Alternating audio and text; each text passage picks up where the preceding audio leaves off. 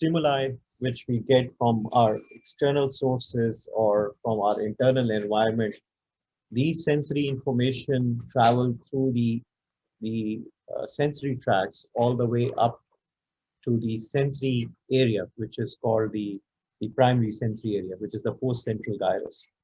And from here, it goes to the association areas where all these sensations are basically taken up, pain, temperature, your visual, auditory, all the sensations are going to go to the association areas where this information is, put together into a meaningful uh, information. So, for example, you're looking at a snake. So there is sensory information which is coming through your visual senses because you're looking at the snake. Then if the snake comes and bites you, there is pain, which is also going to go through your sensory pathways all the way to the cortex. So there is integration of all these sensory input in the sensory association area. And then this sensory association area is connected to motor area.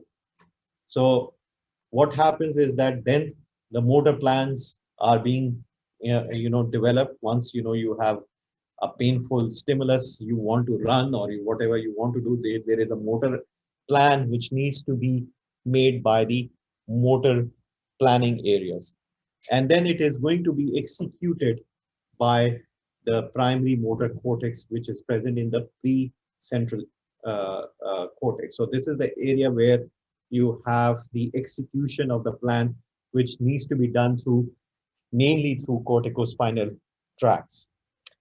Now, like we talked about the sensory pathways, that you have the first order and the second order neurons and the third order neurons. You can also distribute them into first, second, third order in the motor tracts. But in the motor system, we usually think about two major neurons.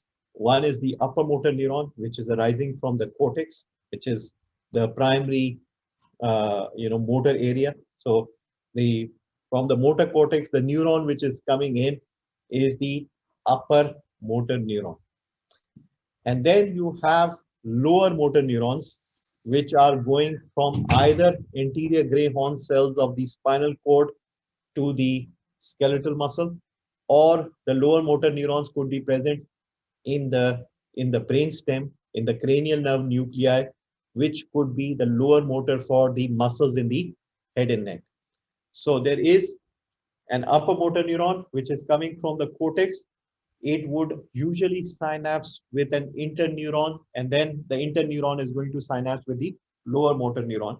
But usually in motor system, we would always talk about upper motor neuron and lower motor neuron. Upper motor neuron, its cell body is going to be present in the cortex, and the axon is going down, passing from the brainstem to the spinal cord, or it is relaying, passing through the brainstem and synapsing with the lower motor neuron in the brainstem, supplying the muscles of the head and neck region. So the lower motor neurons for the head and neck region are present within the brainstem. The lower motor neurons for the rest of the muscles of your body are present in the anterior gray horn cells of the spinal cord. Their axons are forming the motor rootlet. Their cell bodies are present in the anterior gray horn cells. You understand this concept? There is an upper motor neuron, which is the cell body is present in the motor cortex. The axons are descending down as motor tracts, and they are going to synapse with the lower motor neuron, which is either present at the level of brainstem in the cranial nerve nuclei, which are supplying the head and neck muscles, and or it is going all the way down to the anterior gray horn cells of the spinal cord to supply the muscles of the rest of the body. Head and neck is supplied by cranial nerves. So cranial nerve nuclei could be motor nuclei supplying the muscles of head and neck. The rest of the body, the lower motor neurons are present in the anterior gray horn cells of the spinal cord. So If the damage is at the level of the cortex, this is upper motor neuron, or is the damage to the axon which is going down, it is still upper motor neuron.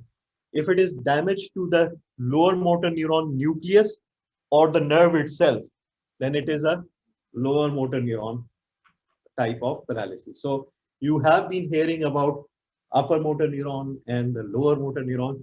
So you must understand upper motor neuron is starting here in the cortex, and it is descending down to the lower motor neuron, which is present either at the level of the brainstem or in the anterior gray horn cells of the spinal cord, and it is supplying the muscle in the head and neck region, or it is supplying the muscles in the rest of the body. For the rest of the body, the lower motor neuron is located in the anterior gray horn cells or the ventral gray horn cells of the spinal cord. For the muscles of head and neck, the lower motor neuron is present at the in the cranial nerve nuclei, some of the motor cranial nerve nuclei in the brain stem.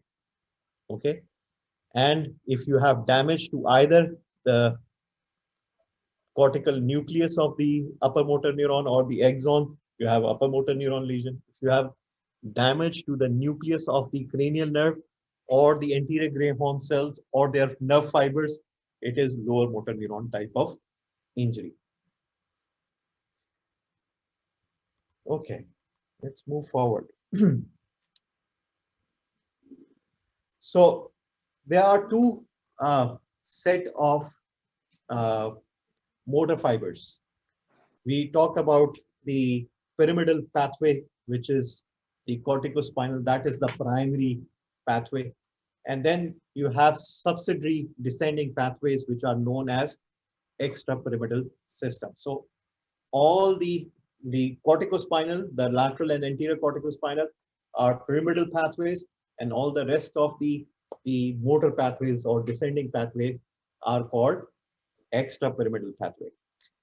The activity of the corticospinal tract, which is the major motor tract responsible for skilled movements, is modulated by two things. One is basal ganglia and the other is cerebellum. Cerebellum, I've already told you what it does. It is important in correction of motor movements. Basal ganglia, on the other hand, what it does in terms of the motor system is that at rest, if you see that you are getting sensory input continuously, which is going to your brain unknowingly, but at rest, your arms are not moving. You are not making motor movement at rest. Why? Basal ganglia is sending continuous inhibitory discharge to the motor cortex to have no movement at rest. So when the cortex decides that it needs to start a skill movement, what it needs to do, it needs to send information to basal ganglia and disinhibit the basal ganglia so that the basal ganglia's tonic inhibitory discharge stops for a while so that you can perform a movement. So basal ganglia is important because it stops the brain to have involuntary movement at rest. And when you start to, you want to have a movement, the basal ganglia's inhibitory discharge need to be stopped so that you can perform a movement. So if you have a problem with basal ganglia, and it is not stopping its inhibitory discharge, what would happen? You would have difficulty in starting the movement. For example, in Parkinsonism. So in Parkinsonism, you have very difficult time in starting a movement because you cannot disinhibit the basal ganglia. It is continuously giving the inhibitory discharge. Or you can have a hyperkinetic problem where you at rest you start to have movements, chorea, dancing movements. Why? Because you are not sending inhibitory discharge to the brain. So at rest you start to have dancing type of involuntary movements. So that is because of the degeneration of certain part of basal ganglia, and the inhibitory discharge is not there. So both cerebellum and basal ganglia are important in terms of modulating the motor response. But motor response is going to be generated by the pyramidal pathway. The skill movements are all controlled by the pyramidal pathway, which is the corticospinal tract. So corticospinal is the pathway which is coming from the cortex going to the spinal cord. The other one is you would hear corticobulbar or corticonuclear. So what does corticobulbar and corticonuclear means? As I said, there is the lower motor neurons for the muscles for the head and neck are present where? Brainstem. So bulbar is the other name for brainstem. So corticobulbar pathway are going from the cortex to the cranial nerve nuclei, the motor cranial nerve nuclei. Corticospinal pathway is coming from cortex going to anterior gray horn cells of the spinal cord. That's why it is called corticospinal. So the upper motor neurons for the corticospinal pathway extend from the cerebral cortex to the anterior gray horn cells of the spinal cord, principally for regulating the distal musculature in the limbs and trunk. Corticobulbar pathway, the upper motor neuron extend from the cerebral cortex to the motor cranial nerve nuclei in the brainstem. So when you hear corticobulbar, it is coming from cortex to the motor cranial nerve nuclei. It is sometimes also called corticonuclear. So don't get confused. When you hear corticobulbar, corticonuclear means from cortex to the cranial nerve nuclei, principally regulating the muscles in the head and neck, because cranial nerves are only supplying the muscles in the head and neck. The rest of the spinal cord, if you have in your scenario, you see the paralysis, which is only involving the lower part of the body, not involving head and neck, you can easily think that this is something in the spinal cord or in the nerves. It is not related to brainstem and upwards, because if it is relating to brainstem upwards or the head and neck region is not involved, there is no cranial nerve involvement. Cranial nerve is supplying the head and neck region. So these are some clues which will give you thinking, oh, there's no head and neck involvement. So probably the brainstem is not involved. Okay. So let's start with the pathway, the major pathway which in the motor system, which you should not forget. Like in the sensory pathways, dorsal column, anterolateral system, and spinocerebellar pathways. In the motor system, corticospinal tract is the major one, the pyramidal pathway, which you should know. It's a massive bundle of fibers, about 1 meter long, forming a direct pathway from the cerebral cortex to the spinal cord. Where does it originate? It originates from the primary motor cortex, 1/3 of it, which is the precentral gyrus. Then you have premotor and supplementary motor cortex, which is the area just in front of the primary motor cortex, area number 6.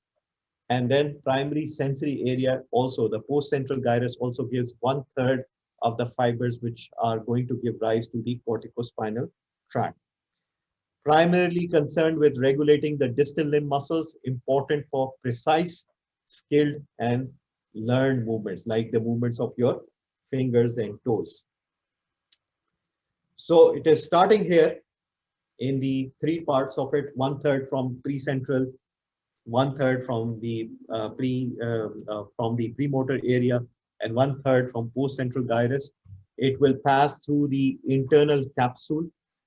There are parts of the internal capsule which are, there is an anterior limb, genu, and the posterior limb. So the genu is related with the cervical fibers, and the posterior limb of the internal capsule is related with the corticospinal fibers, which are supplying the lower part of the body. So the upper part of the body, the fibers are located in the genu of the internal capsule.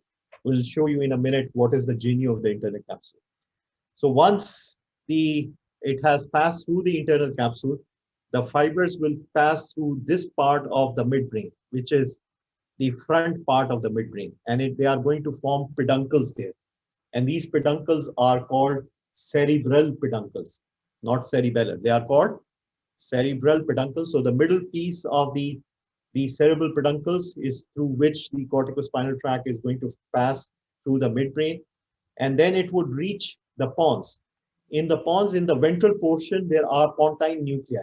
So the bundle of fibers which is coming down, it gets distributed. It gets uh, it doesn't remain as a bundle of fibers, because in between there are nuclei, so it gets scattered. And so in the ventral part of the pons, the corticospinal fibers are going to get scattered. And then once they reach the medulla, these fibers are going to come together to form a bundle which looks like a pyramid. That's why it is called pyramidal tract.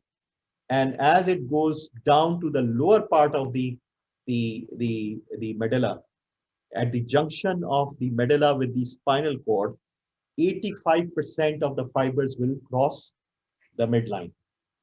So there is a sensory decussation in the medulla, in the middle part of the medulla. In the lower part of the medulla, there is a motor decussation where 85% of the fibers of the corticospinal tract will cross the midline and will descend in the lateral wide column of the spinal cord, forming the lateral corticospinal tract. 15% of the fibers will remain on the ipsilateral side, will descend in the anterior wide column, and they are called anterior corticospinal tract. These fibers also, at their particulars, especially in the cervical segments of the spinal cord, they would cross the midline at the spinal cord level, and they would synapse with the lower motor neuron of the other side. So the 85% of the fibers are going to cross the midline, and they will descend in the lateral wide column, forming the lateral corticospinal tract. And these fibers are going to end at the lower motor neuron of their particular segment, because the brain also have an image of your body.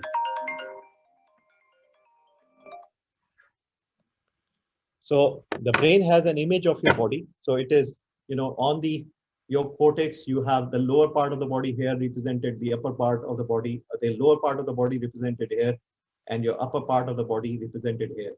So as these fibers are going to go down, they would reach their particular segment of the spinal cord and synapse with the lower motor neuron. So you can see it again here. This is the representation of your body in the cortex. This is the upper part of the body. This is the hand and upper limb. The medial side of the brain is representing the leg and the foot. So this is your representation of your body in the brain. It's called homunculus, motor homunculus. Similar to motor homunculus, there is sensory homunculus also. So there is distribution of your brain, and neurons are, so each part, if you touch this part, it is going to contract the muscles in a particular area. So there is a representation of your body in the precentral gyrus, in the motor cortex. So from here, you can see the corticospinal tract arising, passing through the internal capsule, mainly through the genu and the posterior limb of the internal capsule. Then they reach the midbrain. Here, they are passing through the ventral part of the midbrain, which is called the cerebral peduncle. So they are going to form bundles of fibers in the ventral part of the midbrain, which is called cerebral peduncle. So they would pass through the middle piece of the cerebral peduncle, and then they would pass through the pons. In the pons, there are pontine nuclei which will scatter these fibers. And once they reach medulla, they would come again together to form the pyramids. And in the lower part of the medulla, at the junction of medulla and the pons, 85% of the fibers will cross the midline, forming the lateral corticospinal tract, while 15% of the fibers will remain on the ipsilateral side, forming the anterior corticospinal. And you can see even the anterior corticospinal are synapsing, cross the midline and synapsing with the lower motor neuron of the other side. So if you have any damage to the corticospinal above this decussation, like the stroke here in the brain, it would represent paralysis on the opposite side. But anything which is going to happen at the spinal cord level, this is representing the same side. So if you are going to damage the corticospinal at C1 cervical segment, C2 and C3 would have an upper motor neuron type of lesion on the same side, because these are upper motor neuron fibers. They have not synapse with the lower motor neuron of their segment. So if you have damage to the C2, C1 at C2 and C3 level, there would be upper motor neuron on the ipsilateral side. But if you have a damage in upper medulla or in the midbrain or in the cortex, it is representing the opposite side of the body. So you would have an upper motor neuron type of paralysis, which is going to be on the opposite side. Do you understand this concept? Everybody? Yes. What happens to the auricular neurons in the upper medulla? You end up in the rostral medulla. What happens to the fascia? It is on the same side. For example, here it is passing in the rostral medulla. It is going to form the pyramids, because the fibers which were scattered in the pons are joining together to form a bundle of fibers, which is called the pyramid. And then the lower part of the medulla, 85% of the fibers are crossing, and 15% will remain on the same side. The crossing fibers are forming lateral corticospinal tract. The uncrossed fibers are forming the anterior corticospinal tract. But these, even anterior corticospinal tract, when they reach their particular segment, they are crossing at the spinal cord level and going to the lower motor neuron to the opposite side. But your clinical effects are going to be seen based on your 85% of the fibers. It would not be coming up with these 15% of the fibers. So if you have a damage at the spinal cord level, you would see below the level of the lesion an upper motor neuron type of paralysis on the ipsilateral side. Above the motor decussation in the medulla and pons and above, you would have contralateral type of upper motor neuron type of paralysis. Do you understand this concept? Everybody? Yes. So the other side is going to be fine on the ipsilateral side of the spinal cord. If ipsilateral side is damaged, you would see on the same side, below the level of lesion, an upper motor neuron type of paralysis. At the level of the lesion, you would have lower motor neuron, because the lower motor neuron is present at that site. Below the level of the lesion, you have an upper motor neuron. What about the other side? Other side would be fine. What about 15% does not affect. Okay. So this is what you need to keep in mind. Based on these, these tracks, you are going to make your inferences. What is happening here? Where is the site of the lesion? Okay.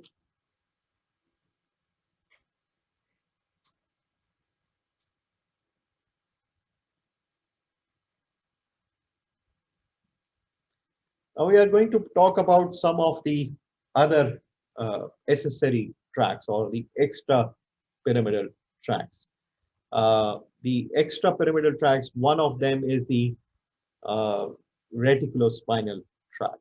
And this originates from basically two areas in the medulla. The reticular formation in the medulla, which forms the medullary reticulospinal tract. And there is the reticular formation in the pons. Reticular formation is a network of neurons. So it becomes a network of neurons which is forming a reticular structure, a meshwork. So that's why it is called reticular formation. And reticular formation is important for wakefulness, for your consciousness. So reticular formation is important for consciousness, and it is a meshwork of neurons which you see is present within the medulla and pons. From here, the pathways which originate are called reticulospinal tract. So from pons, there is a medullary reticulospinal tract, and from pons there is um, pontine reticulospinal tract. And these fibers, if you see, they are descending down to the lower motor neurons, and they would affect the alpha and gamma motor neurons which are present in the anterior gray horn cells. They are coming bilaterally, so they do not cross They remain on the ipsilateral side, and they are going to affect or modulate the alpha and gamma motor neurons, either excitation or inhibition of the alpha and gamma motor neurons, mainly motor neurons and gamma motor neurons, to in terms of their reflexes and other things. For example, we have already talked about that the reflex arc is basically excited and inhibited by both corticospinal tract as well as the extrapyramidal tracts. But the overall influence of all these descending tracts is inhibitory. So if you are going to damage the upper motor neuron, and you cannot damage the upper motor neuron just by damaging corticospinal, the extrapyramidals would be also affected. So what happens is that once you take this negative influence or the overall inhibitory influence on the reflex arc becomes automatic. And that's why in upper motor neuron type of lesion, you see spastic type of paralysis. You see hyperreflexia. You see no loss of muscle as such. You see increased tone because the reflex arc remains independent. So what is the effect of the reticulospinal tract? It is excitatory and inhibitory to the alpha motor and gamma motor neurons, which are important for the reflex arc. They are the lower motor neurons. So, but the overall effect we have already talked about. The other pathway which is of significance is the rubrospinal tract. It is called rubrospinal because it originates from the red nucleus within the midbrain. There is a nucleus in the midbrain. If you take the fresh section of midbrain, it appears reddish. That's why it is called red nucleus or rubrospinal tract. This tract would arise from the red nucleus, and then it would cross the midline, descend in the contralateral white column along with the lateral corticospinal tract, and then synapse with the lower motor neurons on the opposite side. The major effect of the rubrospinal tract is that it is facilitatory to the flexor muscles, and it is inhibitory to extensor muscles. So rubrospinal tract is excitatory or facilitatory to flexor muscles, and it is inhibitory to extensor muscles. Then we have the third one, which is the vestibulospinal tract. It arises from the lateral vestibular nuclei, which are present at the level of medulla. These fibers do not cross the midline. They remain ipsilateral, synapse with the lower motor neuron on the same side as well as on the opposite side. And their major function, the vestibulospinal tract function, is that it facilitates the extensor muscle and it is inhibitory to flexor muscles. So it is opposite to what rubrospinal is doing. Then there are some small tracts which you would see, tectospinal, which is related with the visual reflexes, and the olivospinal, which is also related with which has unknown function, which we don't know. So those are just the names for you to know. But at least three of these extrapyramidal tracts you should know: reticulospinal, rubrospinal, and vestibulospinal. But the major one in the motor pathway, which you should remember at all times, is corticospinal tract or the pyramidal tract. Now, this we have discussed before also, that there is a reflex arc which has a sensory component and has a motor component. And you can see that the upper motor neuron is affecting this lower motor neuron. Lower motor neuron is present in the anterior gray horn cells of the spinal cord. And this upper motor neuron, either the pyramidal pathway or the extrapyramidal pathway, is either excitating or inhibiting this lower motor neuron. But the overall effect of this upper motor neuron on the lower motor neuron is inhibitory. So if I take this upper motor neuron out because of the damage, this reflex arc will become independent, resulting in hyperreflexia, increased tone, spastic type of paralysis. There would be no muscle loss. So those type of things would happen if this upper motor neuron is damaged. If the lower motor neuron is damaged, which could be at the level of the spinal cord in the anterior gray horn cells, or the spinal nerve itself, or the cranial motor nuclei, or the cranial nerve itself, if they get damaged, then you have no reflex arc. The integrity of the reflex arc is gone. So if the integrity of the reflex arc is gone, the type of paralysis you would see is flaccid type of paralysis. It's not spastic. You would get paralysis in both cases, upper motor neuron and lower motor. But in upper motor neuron, there would be spastic type of paralysis. In lower motor, there would be flaccid type of paralysis because reflex arc is gone. The reflexes will be, the deep tendon reflexes will be lost. So there would be hyporeflexia rather than hyperreflexia. The tone will be gone. And because the nerve supply to the muscle is gone, the muscle is going to shrink. So there would be atrophy of the muscle, which is associated with the lower motor neuron type of paralysis. So this is again explaining the same concept. Yeah. At the level of midbrain. Okay. So we'll stop here. We will deal with the spinal cord injuries next time. So we have a full session now. You go and read about these tracks because in depth we are going to deal with the spinal cord injuries and we are going to talk about diseases of the spinal cord, which is going to be related. How they are going to present is going to be related with what we have seen in terms of the tracks. What I would do also is that we'll deal with the half of the session with the lesions, and then we'll share 2-3 presentations and case presentations and see if you are able to find out what is the problem in those case presentations. Okay, so we'll deal with the first the types of lesion in terms of next lecture in the next lecture, and then we will do with couple of clinical presentation and see if you are able to find out what is the problem. Okay. Yeah. Snell's, this lecture is, you can cover, it's easily covered in the chapter 4 of Snell's neuroanatomy. You can deal with the Snell's neuroanatomy is doing fine in chapter 4. Snell's neuroanatomy. Okay. Thank you.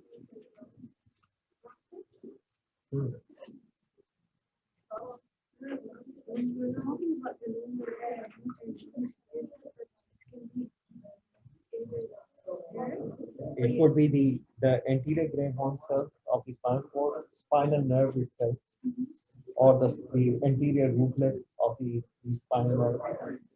These are all lower motor neurons, or cranial nerve nuclei.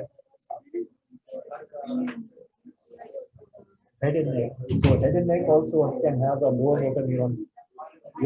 You can muscles of the head and neck. Yeah, because the brain, I got confused with the upper motor, and then now I remember that the brain nuclei is for the Head and neck. head and neck.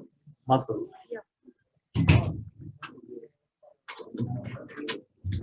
I have a question regarding the nucleus of Porphyus. You mentioned in the last lecture that it's responsible for two-touch discrimination and Vibration. vibration. But what's the connection with them with the dorsal column? Yeah, dorsal column does not synapse with the nucleus proprius. No. But spinal level sensations can go there. But this is not the major. Intersegmental also connections are there. So those type of connections are going to go to the nucleus proprius. But I'm not going into those details which have no clinical relevance. I'm going only talking about those things which have clinical relevance, which would. So nucleus Porphyus is not the main nucleus. Not the main nucleus, but you should know that the gray matter contains nucleus proprius, which has this. But these are for intersegmental fibers. Right. He said that